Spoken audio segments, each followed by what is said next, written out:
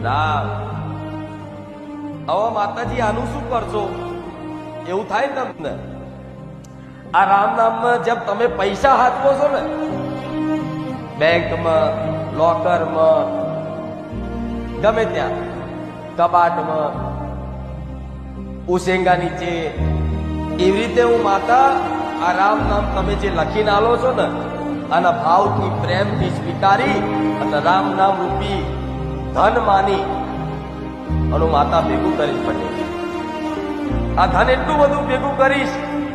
કે એક દાડો પૂછશે કોઈ દુનિયા કે તમારી જોડે જેટલી મિલકત છે એ દાડ ગોડાઉન ફરી ના બતાવું